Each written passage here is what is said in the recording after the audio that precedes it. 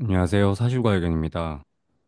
제가 목 상태가 좀 안 좋아서 원래 오늘 영상 촬영을 좀 미루려고 했는데 제가 니케이 곧버스 수익 실현한 부분도 있고 오늘 나스닥이 좀 많이 밀리고 있어서 그와 관련된 이야기를 드리려고 지금 영상 녹화하게 되었습니다. 제가 오늘은 좀 말을 천천히 해야 될 것 같아서 이 배속을 올리세요. 여러분이 부탁 좀 드릴게요. 그리고 목소리가 조금 울리거나 이상할 수 있는데 그것도 좀 부탁드립니다.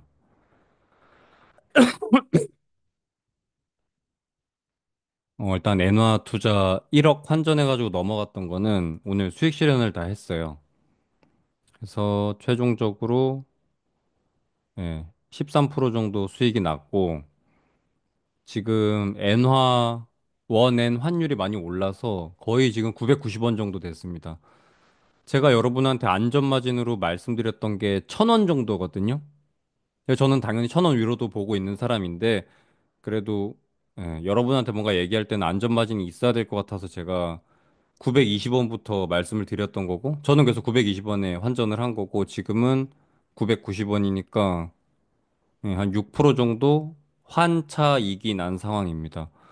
그래서 지금 해외 계좌 추정 예수금액 확인해 보면 1억 2,100만 원 정도 돼서 수익은 21% 정도 엔화 투자는 나 있는 상황입니다.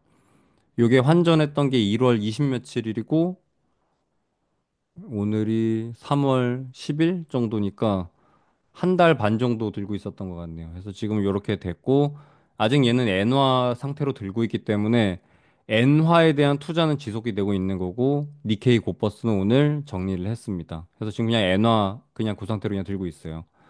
근데 이거는 해외 증시에서 제가 투자한 거기 때문에 세금을 다 지불을 해야죠. 그래서 그 6% 정도 뺀 나머지 1,300, 1,200 정도에 대해서 4분의 1? 그래서 한 2, 300 정도 아마 세금으로 나갈 것 같아요.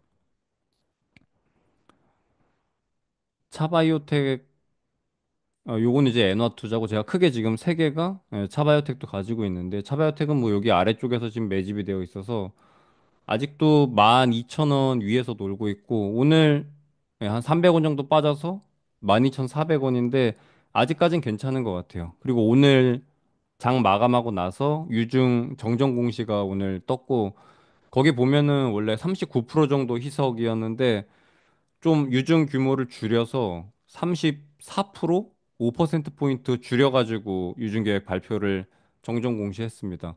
근데 그게 뭐 내일 큰 상승 동력으로 될지는 모르겠어요. 그것보다는 아마 금감원에서 그냥 예, 이 반려가 나야 될 것 같은데 그것도 그거고 상법이 본회의 상정되는 것도 중요하겠죠. 이게 이번에 차별택에서 하고 있는 유증이 좀 말도 안 되는 거여가지고 요 아래에 있는 자회사 중에 차바이오 헬스케어? 예, 거기다가 뭐 또 지분 매입한다고. 그러니까 말도 안 되는 소리를 하고 있는 거예요. 차바이오텍의 주주들 돈을 가지고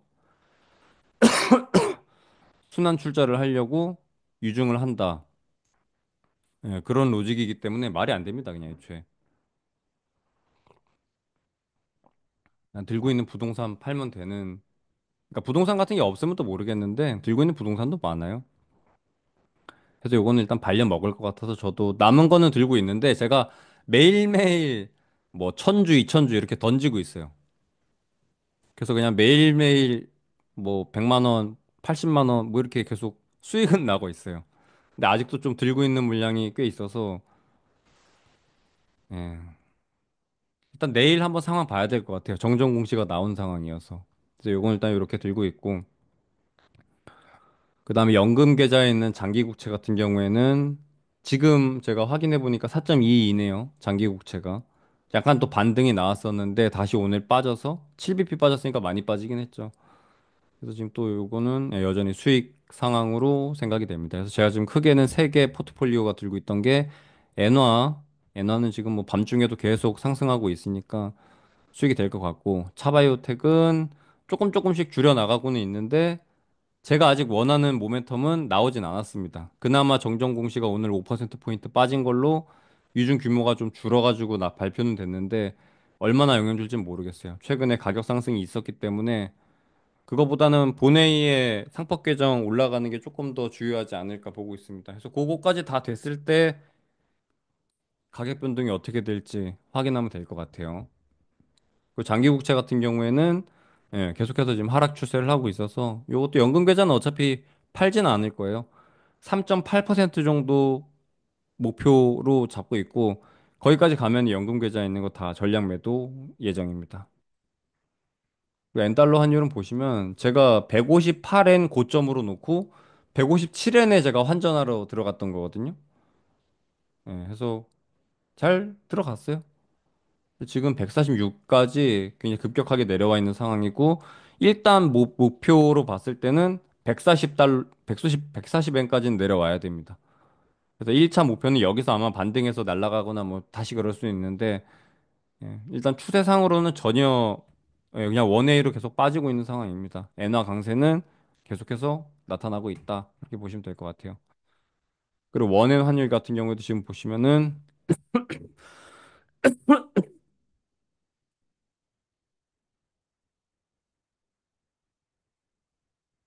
900, 990원 정도 되어 있는데 제가 920원에 바꿨어요. 그 뒤로 지금 원웨이로 쭉 올라서 오르다가 한번 빠졌었죠. 940원까지 빠졌었는데 요때가 아마 제가 그 회원분들한테 N 투자 해야 된다 해서 올렸던 영상, 예, 그게 아마 여기일 겁니다.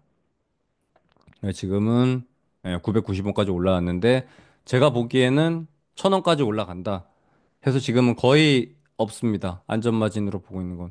저는 당연히 1000원 위로 보고 산 거예요. 그냥 제가 920원부터 산 거는 오히려 여기 한 8% 정도 되는 요 구간 자체가 애초에 저는 안전마진으로 봤던 구간입니다. 그래서 이 위로 충분히 보고 있는 거고 아까 말씀드린 것처럼 달러 기준으로 했을 때 140달러까지 140엔까지 충분히 엔화 강세가 나타날 것으로 좀 보고 있습니다.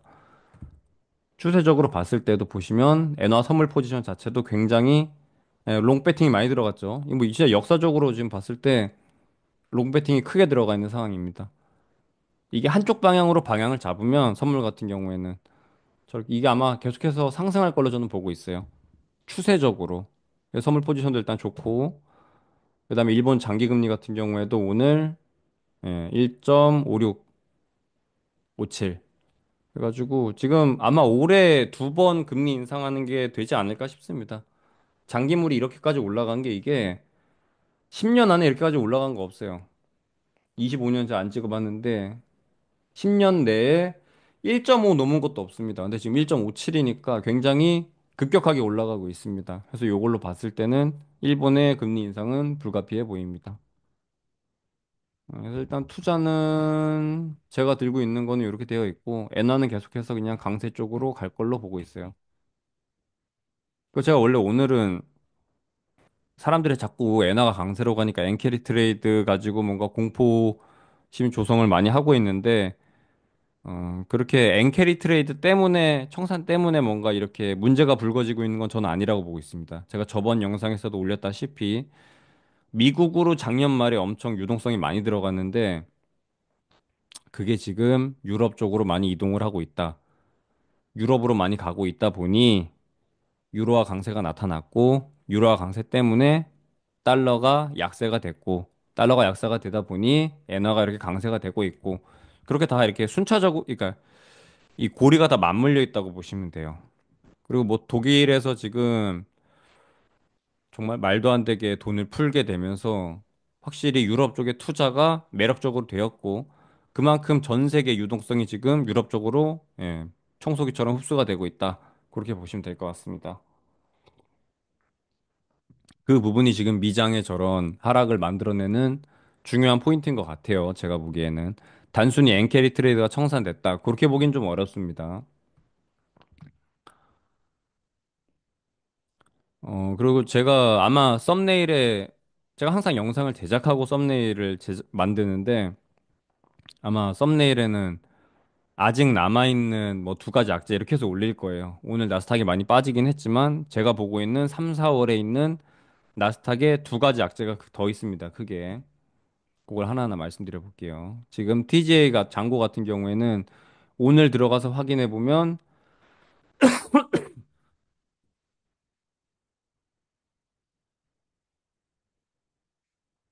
5,300억 정도 지금 남아 있어요. 근데 3월 말까지 현재 QRA 잔고로 잡혀 있는 게 3월 말에 8,500억입니다. 그러니까 사실상 부채 한도 이슈가 없었으면 8,500억, 3,200억 정도가 시장에서 더 흡출이 되어야 되는 상황입니다. 심지어 3월 말 얼마 남지도 않았죠. 그러니까 오히려 부채 한도가 지금 잠겨 있는 게 증시에는 호재예요. 어떻게 보면은 우회 양적 완화 같은 그런 상황입니다.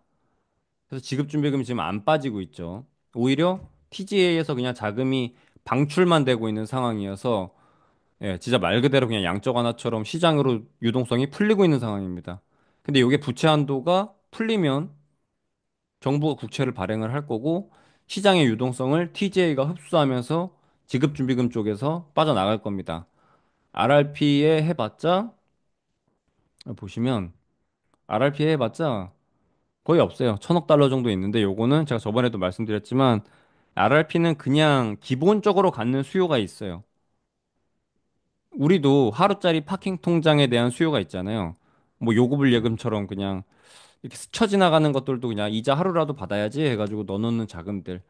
그런 기본적인 수요가 있는 게 제가 보기에는 1,000억 달러는 그냥 가지고 있는 것 같아요. 그래서 이 RRP 자금이 전부 다 막 어디로 흘러간다 이렇게 보긴 좀 어려울 것 같습니다. 밑바닥까지 싹싹 긁어먹기에는 좀 어려워 보여요. RRP가. 그냥 RRP에 대한 수급이 있을 것 같습니다.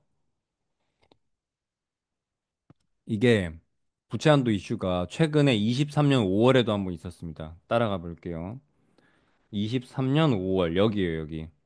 초록색이 TGA인데 보시면 TJ가 쭉 빠지죠. 이제 부채 한도가 걸리는 바람에 TJ에서 오히려 자금이 방출이 됩니다. 쭉 유동성이 그냥 시장으로 나가고 거의 바닥 났죠, 이때. 이때 막 뭐 긴급 조치 내리고 뭐 난리도 아니었어요. 그러다가 타결이 된 게 5월에 부채 한도 이슈 풀리면서 갑자기 국채 발행 많이 해가지고 쫙 끌어올립니다. 8천억, 9천억까지 쫙 쌓아 올려요. 근데 이거를 지급준비금에서 땡겨온 게 아니라 옐런이 잘 뚝배기를 굴린 거죠. RRP에 쌓여있던 2조 4천억 달러가 되는 자금을 쭉 시장으로 땡겨옵니다. 어떻게? 단기 국채를 미친 듯이 발행해서 국채 양이 많아지니까 금리가 치솟고 공급량이 늘어나니까 더 많은 금리를 줘야 시장의 자금을 조달할 수 있는 상황이었던 거죠. 그래서 RRP 금리보다 국채 초단기채 금리가 올라가면서 RRP에 있는 자금이 국채 쪽으로 이동을 합니다. 그러면서 TJ로 자금이 쏠리게 되고 당연히 TJ로 자금이 들어오기도 하지만 그만큼 정부가 지출하는 부분도 있기 때문에 시장으로 유동성이 방출이 됩니다. 결국에는 RRP에서 빠진 만큼 TGA와 지급준비금 쪽으로 시장의 유동성이 흘러들면서 S&P 500이랑 뭐 나스닥이랑 이런 게 다 날아가게 된 거죠. 그때.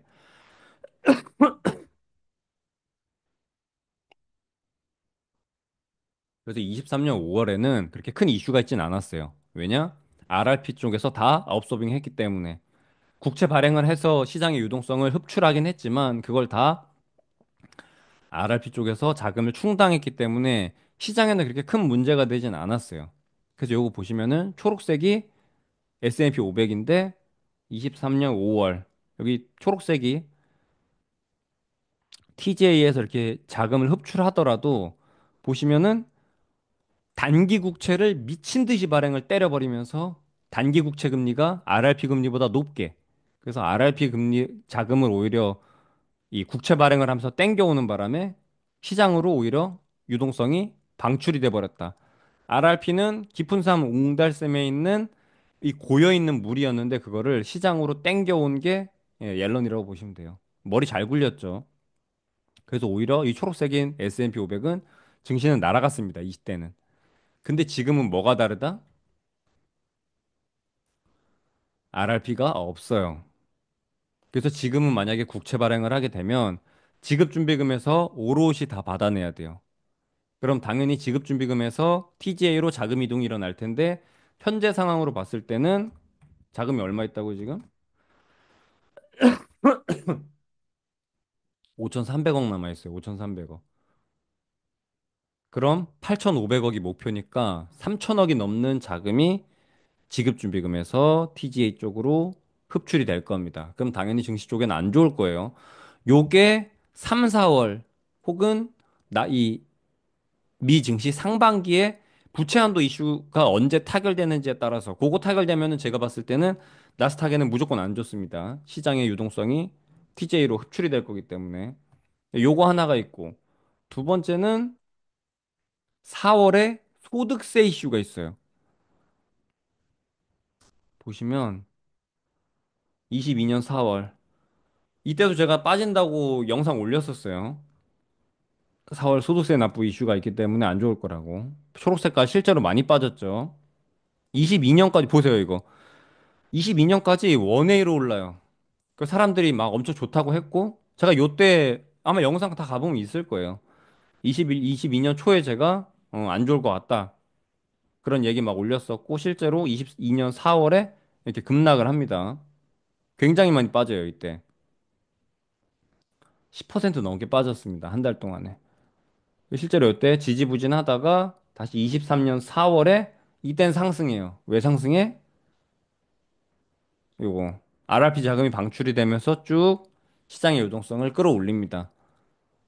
근데 이번에는 계속 말씀드리지만 RRP 자금이 없기 때문에 소득세 납부가 되는 거는 그냥 지급준비금 쪽에서 오롯이 TJ 쪽으로 그냥 들어갈 거예요. 소득세 납부는. 그래서 요 4월 소득세 납부도 기본적으로 안 좋다. 증시에는. 그래서 제가 보기에는 잠재적으로 상반기에 내재되어 있는 악재가 크게 두 개. 첫 번째는 부채 한도 이슈가 타결이 되면은 지급준비금에서 TJ로 유동성 흡출이 일어날 거다. 두 번째는 4월에 소득세 납부 때문에 지급준비금에서 이 또한 TJ 쪽으로 예, 자금 흡출이 일어날 거다. 그렇게 크게 두 가지를 제가 보고 있습니다. 근데 오늘 제가 빠지고 있는 거 보니까 제가 봤을 때는 나스닥 반등 자리이긴 합니다. 단기 반등을 충분히 노려볼 수 있을 만한 자리로 저는 보고 있어요. 근데 오늘 진짜 많이 빠지긴 하네요. 3% 넘게 빠지고 있으니까.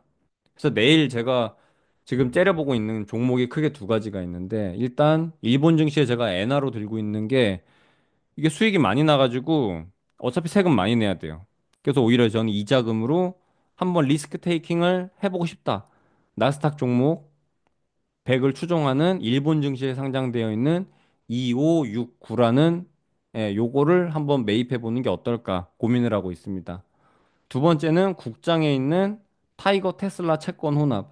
요건 제가 테슬라 사고 싶다고 했는데 오늘도 보면 테슬라 한 9% 정도 빠지고 있어서 지금 자리 정도면은 좀 괜찮아 보여요. 여기서 아마 밀린다고 하면은 220불까지 밀릴 걸로 보고 있어요.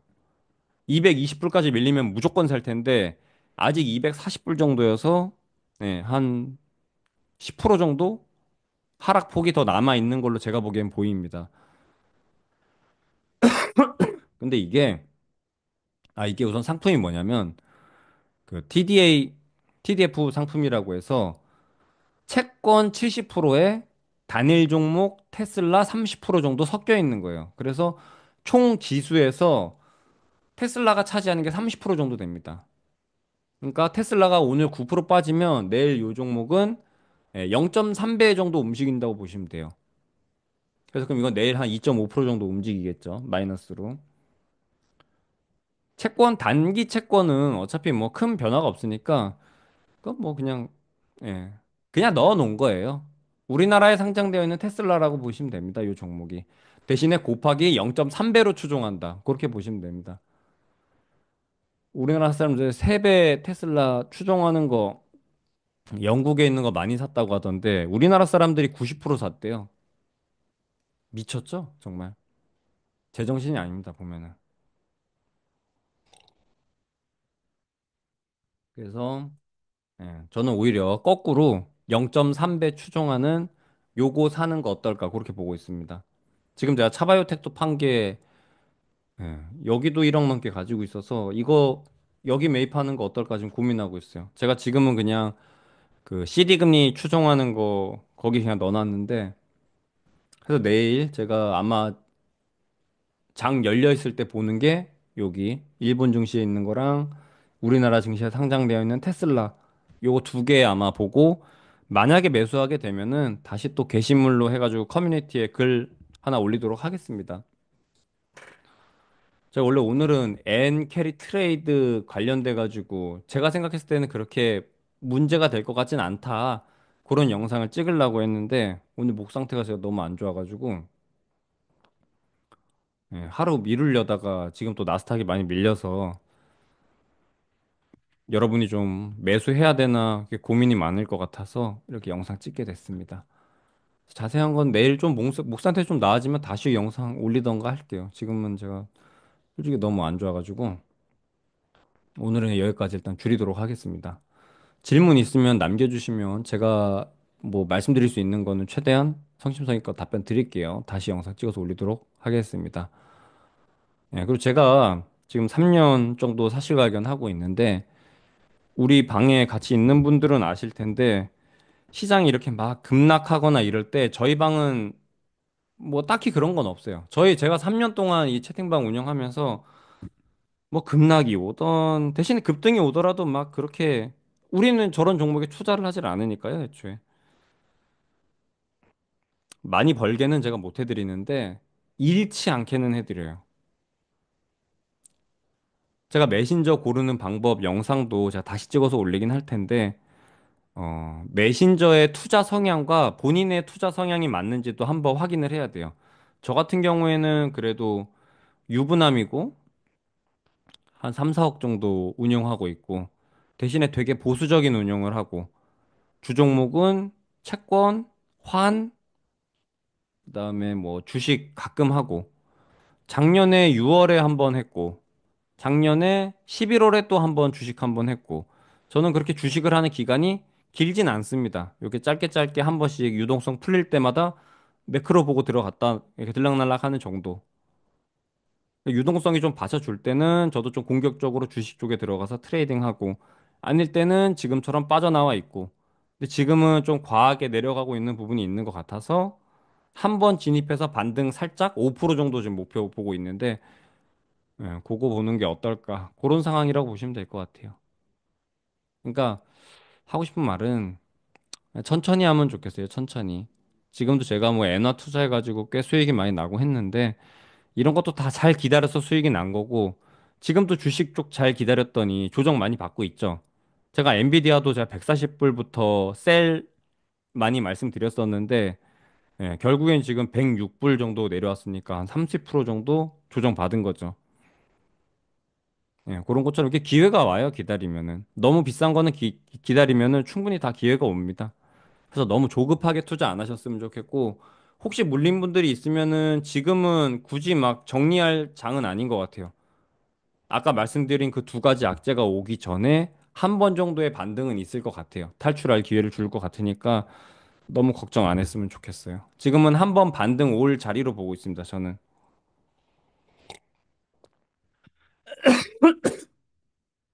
시장이 너무 과하게 반응하고 있는 것 같으니까, 네, 그냥 그 정도.